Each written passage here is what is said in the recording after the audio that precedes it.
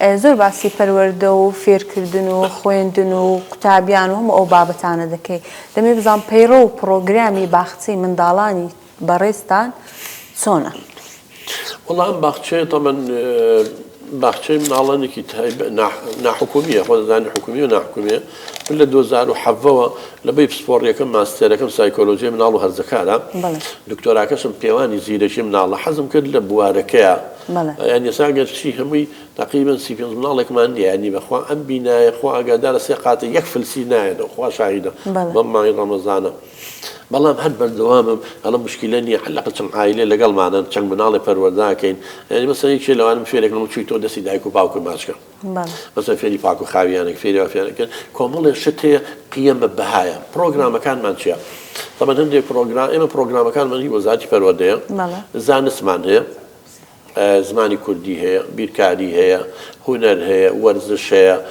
اینجا من خۆشم بەرنامەیەکم بۆ داناوم کتێبێکە بە ناوی ڕێنیشاندەری مامۆستای باخچەی ساوایان، ڕێنیشاندەر لەگە پرۆگرامە هەموو ئەوانەی تیا کە مناڵ بۆ گەشەی عەقڵی چی پێویستە، بۆ گەشەی جەستەیی چی پێویستە لە ڕێگەی کۆمەڵە یاری چالاکیەوە، بۆ هەڵچوونەکانی، بۆ لایەنی کۆمەڵایەتی پەیوەندی کۆمەڵایەتەکانی، بۆ لایەنی بەها ئەخلاقیەکان، هەموو ئەمانە بەرنامەیە بۆمان داناون.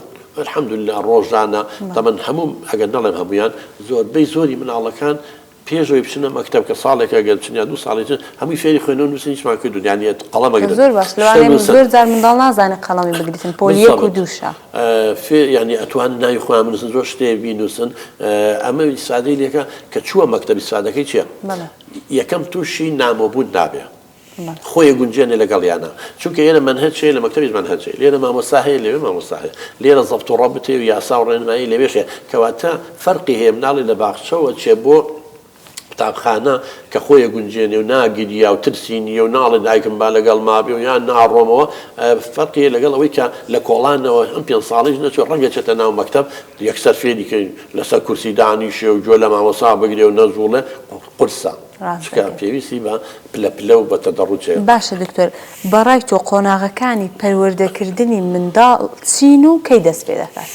تەمەن قۆناغەکان خۆ من بۆم باس کردی هەر پێشەوەی مناڵ دروستیش بێ 20 ساڵ و دایکی وازەوە بێنین. اینجا یەکێک لە قۆناغەکان پێش لە دایک بوونە مەرحەلەی پێڵێن جەنینی یاخود با بڵێن پێش لە دایک بوون. ئەم لە ماوەی نۆڕۆژە خاتون زۆر گرنگە، ئەزان گرنگی پێ ناین. ئەدەین لە وڵاتێکی کوردستان ئەوەی معلوماتم هەبێ هەڵێ کە مناڵ لە دایکە بێ عمری ساڵێکی بۆ نووسە لە نفوسەکەیان. بەڵام ئێمە ئەمڕۆ بڵێن ئەگەر یەکی 2025 بێ ئەمڕۆ لە دایک نووسین یەکی 2025 لە سینە نووسین یەکی 2024. ئەو نۆماوی ڕۆژە زەڕێکی پیانی یخۆ لە بیرکاریشە هەرچێ لە نیو زیاتر بوو ئەیکەی بەیەک وانە تۆگەر 8.9 دەرەجەوە بێڵێ بکە بەنەوە خۆ نیوەکەی لەنا ئێمە 8.9ە پۆینتەکە لاکات هەر شتەکەی بۆ دانێ مە زۆڵم نییە بۆ ساڵێکی بۆ دانێن. خۆ من عەقڵێکی حکمەتێکی لە دوا ئەویژەوەیە 8 مانگ و 9 مانگە زۆر گرنگە لە ژیانی مناڵەکە. ئەزانی ئێستا پێشتۆزیان باسی مناڵی خاوەنپێداویستی تایبەتمانەکەن. ئەزانی زۆر جار مناڵە بێ مناڵی خاوەنپێداویستی تایبەتیشی لاقی بە بۆ ماوە نییە. یعنی ئەو هێلکەی دایک لەگەڵ سپێرمی باوک کە تەڵقیح بوون بۆ بە زایگۆت هیچ عیبیتیانێ مناڵێک دوزا، بەس دوای ئەوەی زایگۆتەکەم هێلکە پیتێن کراوە لە قەناتی ڤالۆ بێتە خوارە خۆ دەزانی ئافرەت 2 هێلکەدانی هەیە ئاوکو جۆگەلە وایە لەم جۆگەلێتە خوارە چێتە ناو ڕەحمەوە خۆی بە ڕەحمە هەڵەواسێ. اینجا ئەم هێلکەیە بێ بە 2 بێ بە 4 بێ بە 8 ئیتر دەودا بەشی ناو کۆرپەلەکە دروستە بێ بەشی دەرەوە بێ وەڵڵاش پلاسیان تای مناڵەکە دەرکەوتووە. هەندێک جار ئەگەر دایکەکە خواردنی خراپ بێ عائلەکە فەقیرن یا غەڵەت یان نازانێ ینی با بڵێن ڕۆشنبیری خۆراکی نییە، یەک منزڵ تەماتە یا پەتاتا خۆ یەک جۆر نەوە، بەس مناڵ پێویستی بەوەیە چەند غرامێ لەو چەند غرامێ لەوە جۆرا و جۆر بێ. پێویستی بە کاربۆهیدرات هەیە، پێویستی بە پرۆتینات هەیە، پێویستی بە چەوری هەیە، پێویستی بە ڤیتامینێ چیچە ئەمە لێ خواردنان نییە.